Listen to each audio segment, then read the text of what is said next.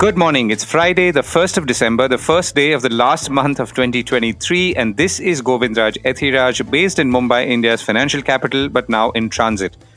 Just to say that we are live every morning, 6 a.m. in Mumbai and 8:30 a.m. in Singapore and Hong Kong. Our top stories and themes for the day. World markets have had their best month in 3 years. Tata Technologies IPO makes a triple jump on debut. India's GDP comes in at a surprise 7.6% for the second quarter. COP28. India wants a roadmap on climate finance in Dubai. Charlie Munger, the Ramesh Damani interview. And Singapore is more expensive to live in than New York, and India sees about 600 ultra-luxury home sales or worth more than 40 crore rupees each.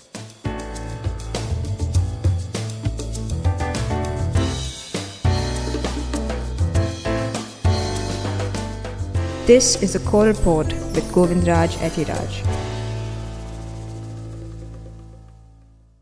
GDP numbers surprise. India's gross domestic product or GDP clocked a growth of 7.6% in the second quarter, that's July to September, surpassing both analyst and Reserve Bank of India's MPC or Monetary Policy Committee expectations, but slowing as compared to the previous quarter data as released by the National Statistical Office. Just to put the GDP numbers in context, for the same quarter last year, GDP was about 5.4%. And in the first quarter of this year, which is why it slowed down, the GDP figure was 7.8%. This time's GDP figure is, of course, interesting because the MPC, or the Monetary Policy Committee of the Reserve Bank, had predicted second quarter GDP growth at 6.5%. However, at a Business Standard newspaper summit last month, the Reserve Bank Governor Shaktikanta Das said, and I did point it out here on the core report, that the Q2 GDP figure would likely surprise everyone on the upside. He actually said that looking at the momentum of economic activity, looking at indicators, he could say that as and when the number would be released, it would in all probability surprise everyone on the upside. So quite obviously, there was no probability in this. The Reserve Bank governor had a fairly good sense, if not the actual numbers. And like everyone else, was ready for a higher number, as I guess we were too at the core report, because we usually tend to take his statements seriously. The jump in GDP figures in the second quarter was led by manufacturing and construction. Manufacturing grew the most at about 14% in the second quarter, as compared to a fall of 3.8% in the same quarter last year. So that's a substantial jump. It was 4.7% in the first quarter of FY24, that's the last quarter, and therefore manufacturing continues to grow while the overall GDP number, as we said, has slipped. The second highest growth was witnessed in the construction industry at about 13%, which was about 5.7% in the previous quarter, that's sequential, and last year it was about 8%. The electricity, gas, water supply, and other utility services industries registered the third highest growth of about 10% as compared to 6% in the previous quarter, which is sequential. Consumer demand, a key contributor constituting about 60% of GDP growth, remains strong and primarily driven by urban consumption. Tata Technologies triples on its debut. Tata Technologies almost tripled in its trading debut, making it one of the best listing gains for any initial public offering by obviously an Indian company of its size. The stock touched about 1,400 rupees on Thursday versus an offer price of 500 rupees after its roughly 3,000 crore IPO was oversubscribed 69 times. It finally closed at 1,326 rupees, which is a 165% return on its offer price of 500 rupees. Now, Tata Technologies, interestingly, was the first IPO in close to 20 years from the more than 150-year-old Tata Group. The last IPO from the group was from Tata Consultancy Services, India's largest IT company in size. The IPO was amongst 5 offerings last week, worth around 7,000 crore rupees, and a little over 200 IPOs this year so far.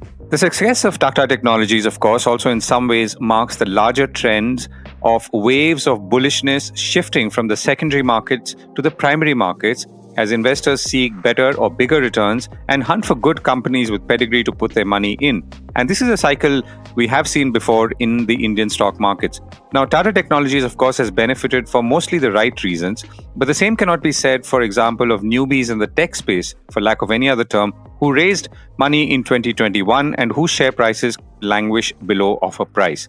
And many of these companies, it was the promoters or the investors who were raising money and not the companies themselves. Meanwhile, the BSE Sensex had another good day, closing at 66,988, up 87 points, while the NSE Nifty Index ended 36 points higher at 20,133. So do note, it's still above 20,000, almost magic number for those who follow the Nifty 50. Meanwhile, Reuters is reporting that November has shaped up to be a fairy tale month for equities, with the MSCI World Stock Index set to close the month up almost 9%, which is its best performance since November 2020, when the markets were cheering the arrival of COVID-19 vaccines. Yes, that does seem like a long time ago.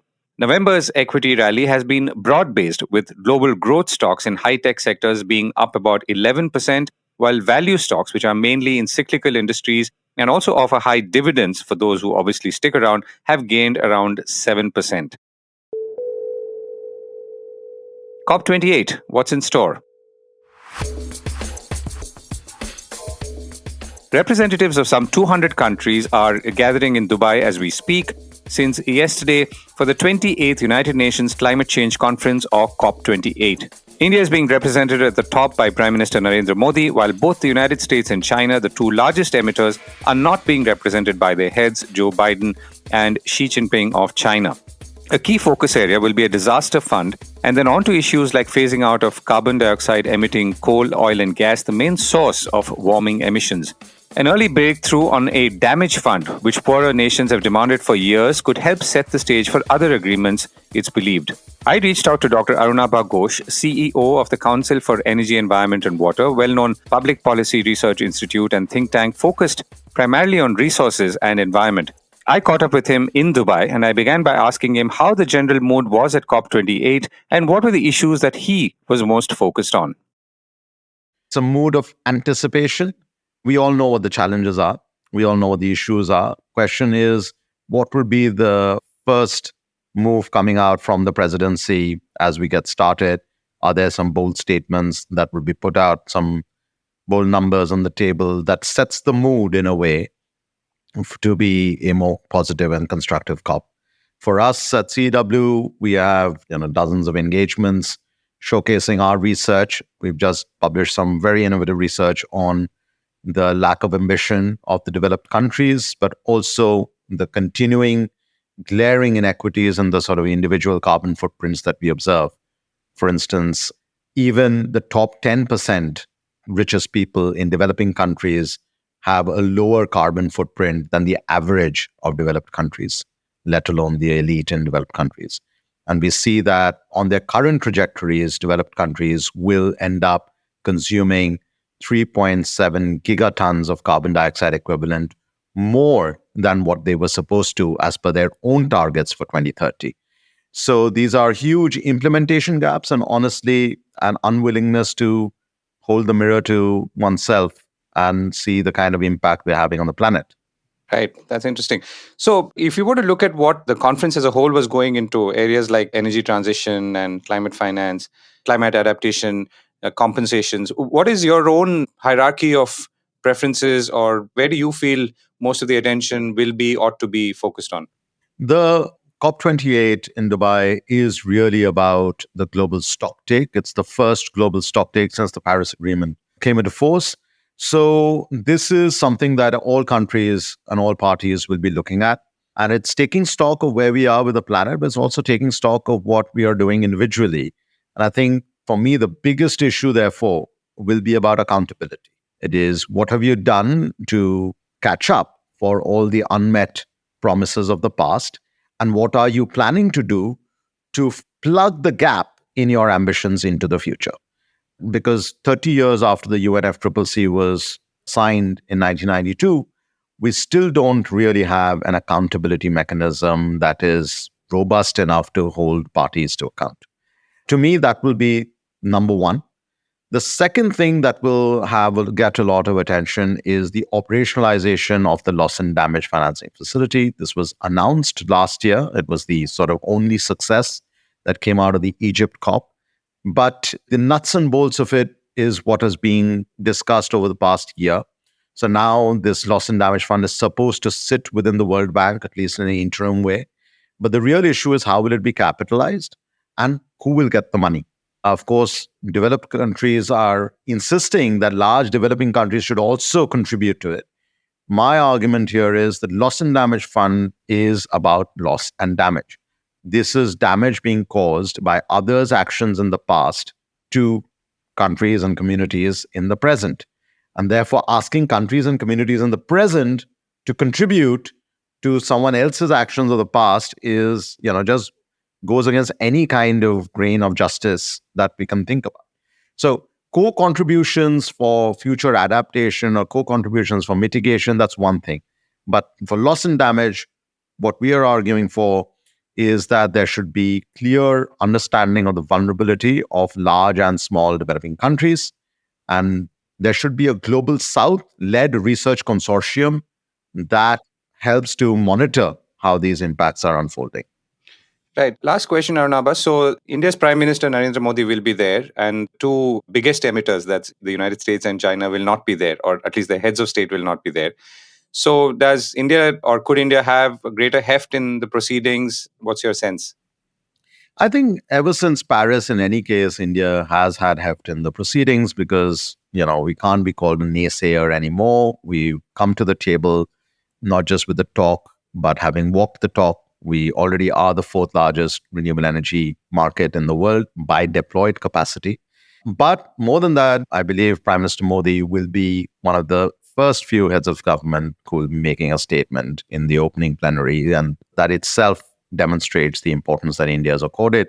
So we'll see what he has to say and whether any important announcements are made. More than that, of course, India and the UAE have a strategic partnership. So regardless of whether China and the US are represented or not, I think India will be here in a strong way in support of the presidency. Arunabha, all the best for the conference and hope to catch you after it to get a sense on how it went. Sure, Govind. Yes, let's do a post-mortem, but hopefully it's not a mortem. Thank you so much. Thank you, Govind. Bye. Charlie Munger and his investment principles. Charlie Munger, investing legend Warren Buffett's partner and friend and vice chairman of Berkshire Hathaway, died at 99 in a California hospital. Munger began managing investment partnerships in 1962 and then through 1969, while the S&P 500 gained about 5.6% annually, Buffett's partnership returned about 24.3% annually. Munger's did even better, averaging annualized gains of 24.4%, says the Wall Street Journal. And we'll come to why or how shortly. In 1975, shortly before he joined Berkshire as vice chairman, Munger shut down his partnerships. Now, the two men had long invested differently.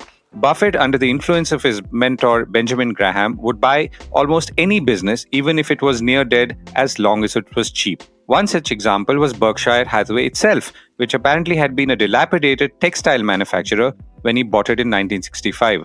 Munger instead focused on great businesses at acceptable prices, reckoning that their ability to produce cash in the future would more than compensate for paying a premium price upfront. To bring things back home, I reached out to well-known fundamental investor Ramesh Damani, and I began by asking him about his own experiences and learnings from Munger on the very basics of long-term investing and stock picking, including those picked up while in his presence in Omaha. I've been following him almost since I was in college. I'd first heard of a company called Berkshire in 77 when I went to America. The price was maybe $75 at that time. And over the years, I've come to realize what an instrumental part Charlie Munger was in the building of Berkshire. And I think the only tribute I can pay him is historian Henry Adams told that a great teacher lives in eternity because you never know where his influence stops. I think Munger's influence on not only investment, but psychology, corporate governance, the China crisis, the Middle Eastern wars is permanent and long-lasting. I think his influence will be felt, as the quote said, for many, many generations to come. So he has also been personally a very profound influence on my investing life, Govindraj. And Ramesh, if you were to pick, I'd love to obviously go a little deeper into that, but if you were to pick the first thing, maybe chronologically, since I can't think of any other way to approach it, what would be the first thing, let's say, you took away from him, which would in some ways also have contributed to the bedrock of your investing approach? Well, I think the first thing is Charlie Munger is very clear. The clarity of thinking and the ability to call a spade is truly extraordinary and remarkable.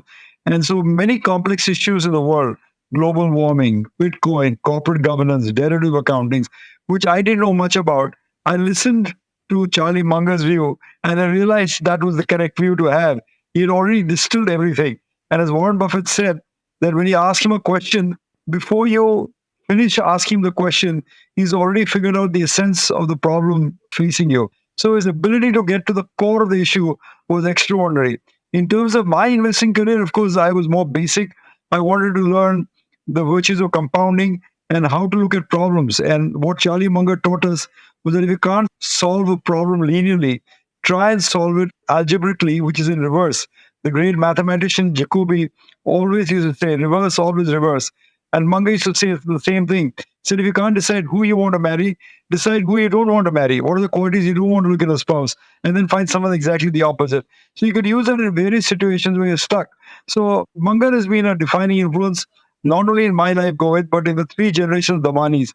Myself, my son, and even my 6-year-old knows the photograph of Charlie Munger. And I could tell he was very puzzled to hear about his death this morning. Your 6-year-old grandson, you mean? Yes, my 6-year-old grandson, Veer.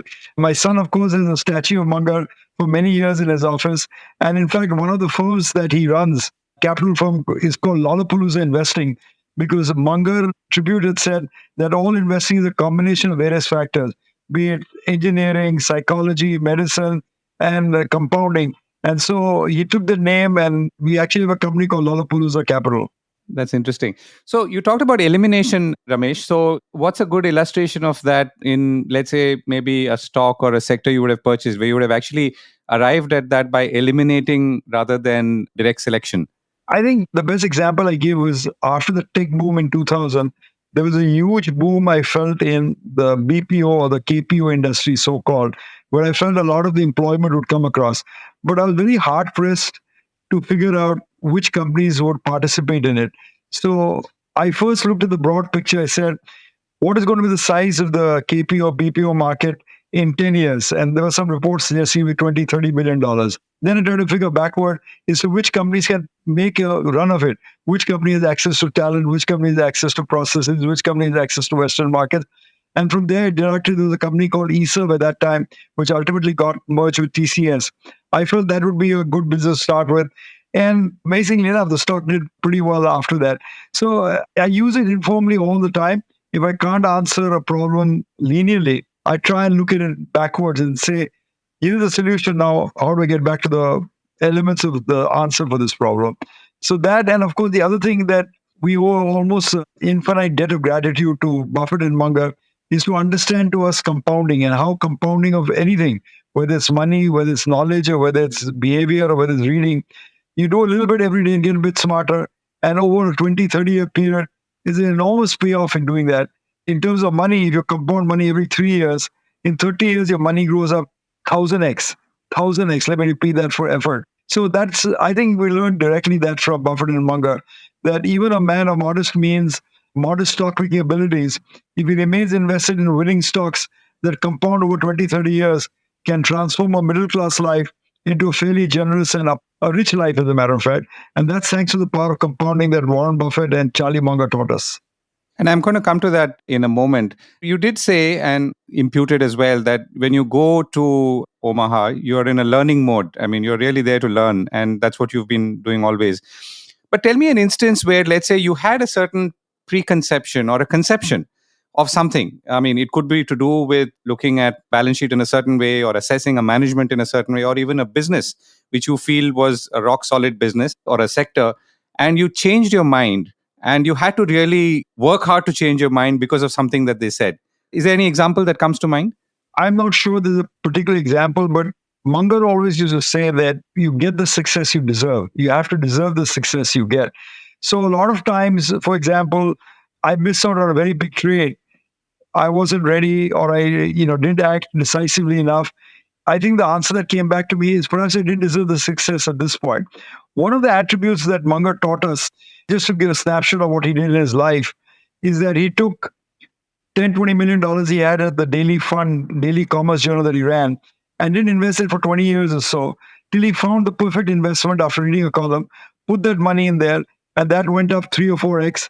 and then they give that money to Lilu, and that he moved up 10x. So he made 10, 20x return for that money. That 40 million became ultimately 400 million. So he said great opportunities are very rare, but when they come, you have to back up the truck and buy it. Don't buy it with the thimble, buy with the bucket at that time. I think that's always stuck with me. Of course, that is easier to express as an idea than to do it in reality. That's why he's Munger and I'm Ramesh. But I hope sometime in my career or through my teachings, someone will learn when the opportunity comes to, back up the truck and buy it, because the Indian market also has had tremendous opportunities over the last 30 years.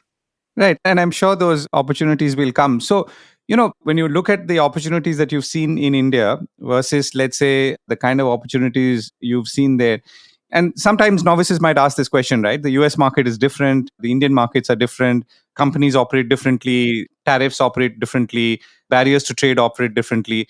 Is that something that you've ever encountered as a question, and how have you answered it to yourself? I did. I would think that, but I think they've been disproved. For example, one thing is that Indian markets, you can't make that kind of money you can make in Western societies because you're dealing with rupees instead of dollars. But you look back and study the histories of Infosys and Wipro, they've compounded over 30 years at periods, compounding rates greater than 30%, 35%. And dividends also have compounded at a fairly superior rate.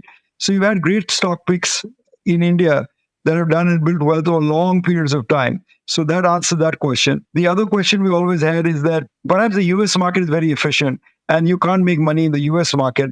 But if you look at the last 10, 20 years, companies like Google, Facebook, Nvidia, they all came from basically small cap stocks to become mega caps over a period of time, including, of course, Amazon. So I think opportunity abounds every day in the market because human nature doesn't change. You move from fear to greed. And I think what Munger and Buffett taught us was that we should take advantage of that, use volatility as a friend. And the only risk is the permanent loss of capital, not the volatility that is inherent in any stock selection. Right. And you referred, Ramesh, to what I would broadly call geopolitics, because you mentioned the Middle East and so on, and how Munger would look at it. And what's the learning there? Because these are all recent events, and yet they could affect, though they've not really affected this time. But tensions like this, or geopolitical tensions, which a lot of people are talking about now as having a play on markets and stock prices, how would he have looked at it, or would he have looked at it more recently? Sure, Govind. He had surprising views on it. For example, global warming, which is now, the rage of all discussions, how it affects the economy, how you invest ESG. Charlie Munger is on record as saying the concerns about global warming are overblown. That if the temperature goes up by half a degree or 1 degree, human beings will learn to survive and do well even in that kind of environment. Regarding China, there's been a big thing about trade barriers and how China is doing this and that. And Munger is often of the view that we should try and be friends with China. America and China should try and be friends. In fact, he pioneered one of the iconic investments in Berkshire Hathaway in a company called BYD, which is based in China. And the CEO of BYD, he called it the new Thomas Edison. So he was very open minded about things. On the other hand, he always called accounting treatments that was given to derivatives as sewage. And he said that was an insult to sewage to call them sewage. In matters of, say, bitcoins, he says that they should be banned. In matters of active trading, now in India, we're seeing a huge upsurge in option trading. He called it the most useless form of activity, and that he wouldn't bother a whit if governments had banned active trading in options and futures. So he had very unconventional views. But if you always listen to him, he was always very rational. One of his big heroes in life was Benjamin Franklin, who was an author, ambassador, poet, scientist. And he always tried to emulate the simplicity of Benjamin Franklin's thinking. And Benjamin Franklin once said, and he followed the principle, that money is not particularly good because the more you have it, the more you want it. And despite his stature as vice chairman of Berkshire Hathaway, he was worth only a modest $2 billion or so compared to Warren Buffett's $100 billion. And he was very anxious to give away also that. So I think there's a lot to learn from the life and legacy. And that legacy will rebound over many, many generations to come, Govind. Right. And I think the BYD example is a good one because, it took a long time for that investment to turn around. And who could have, in their wildest dreams, guessed that this Chinese entrepreneur would suddenly become a force when everyone was obviously looking at Elon Musk? You're right. The other point also paid tribute to Munger, and so would I, is that he moved the thinking. Buffett was in the occupant of this Graham Dodgeville village of value investing, where you buy companies for net cash, no matter what the business was. Munger was the first guy who prodded Buffett in his own way to move to buying a wonderful business at a fair price rather than a fair business at a cheap price. So he pushed the envelope and made Buffett buy Coke and made buy Wells Fargo, the railroads.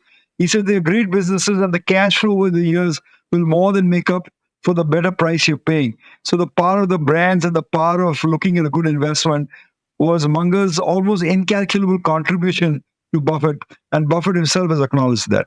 Right.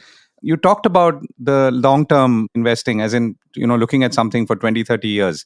And that really is about longevity. And Charlie lived up to 99. Of course, he may not have known that he would live till 99. But in retrospect, it appears that, yes, he could have bought stock at the age of 60 and then, held on till he was 90 and so on.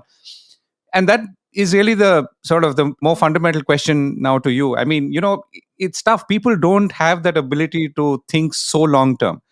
And can you train yourself? I mean, to think 20 years and 30 years, because we're all mortal.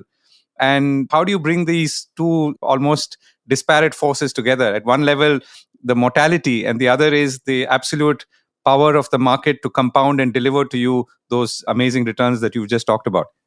When it comes naturally to it, either you're born with it or not born with it. I was with the gene that prepared long-term investing, and my career has further enhanced it. And I believe my next generations will also do that.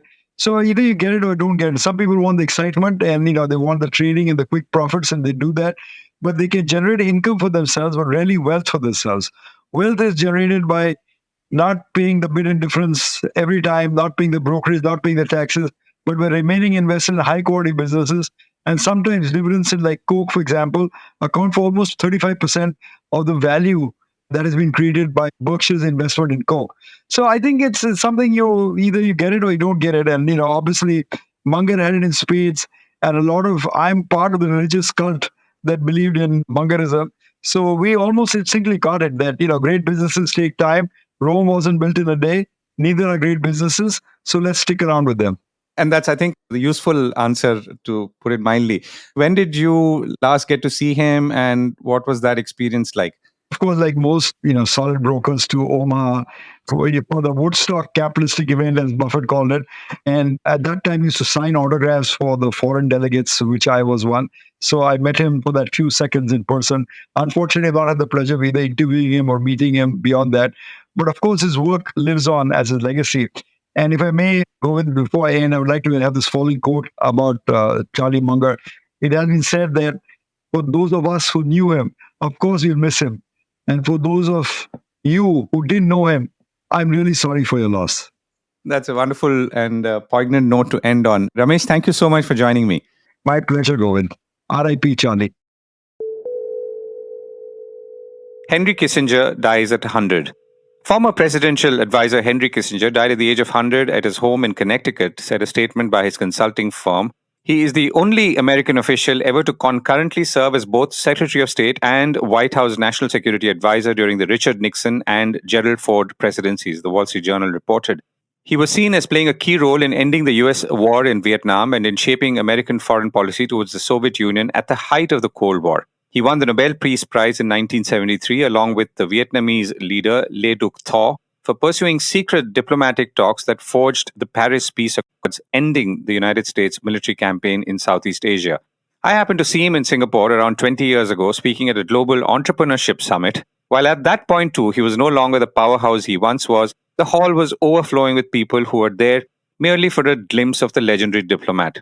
I'd rather not address that question because it may disturb the equilibrium of those people sitting in the front row, he said cheekily to a question on regional cooperation, if I remember correctly. The world's most expensive cities to live in. Singapore and Zurich have surpassed New York to become the world's most expensive cities to live in this year, according to a new survey by the Economist Intelligence Unit. The cost of car ownership, expensive alcohol, and rising grocery prices saw Singapore pull ahead of the United States city, with which it shared top spot last year, according to the Economist Intelligence Unit's Worldwide Cost of Living 2023 report. The alcohol part is, of course, interesting because I would think, and I do think, that in India you pay some of the highest prices for alcohol, and I do wonder whether we use that as a measurement when we measure cost of living across cities, and I'll come to that in a moment. Back to the global ranking, Zurich jumped from 6th place last year to rank alongside Singapore, thanks in part to the strong Swiss franc, as well as expensive groceries, household goods, and recreation. Geneva tied with New York in 3rd position, and Hong Kong rounded out the list of the top 5 costliest places. Overall, global prices rose an average 7.4% year-on-year in local currency terms, slightly down on last year's 8% increase. The Business Standard reported that the survey was carried out between August 14th and September 11th and compared more than 400 individual prices in 173 cities globally. So, if we were to do a similar city survey in India, which cities would you rank as the most expensive? I would think it's Mumbai for absolutely no reason at all, and then maybe Delhi and Bangalore, followed by others. Just saying. Before I go, tomorrow I will be speaking with Jyoti Mayal, president of the more than 75-year-old Travel Agents Association of India. Do catch up to learn, if nothing else, on how India and traveling Indians can play an important role in being ambassadors to that is India's prosperity, and why we need to be more favorable towards tourism and travel, particularly outbound. That's it from me then. Have a great day and weekend, and see you on Monday.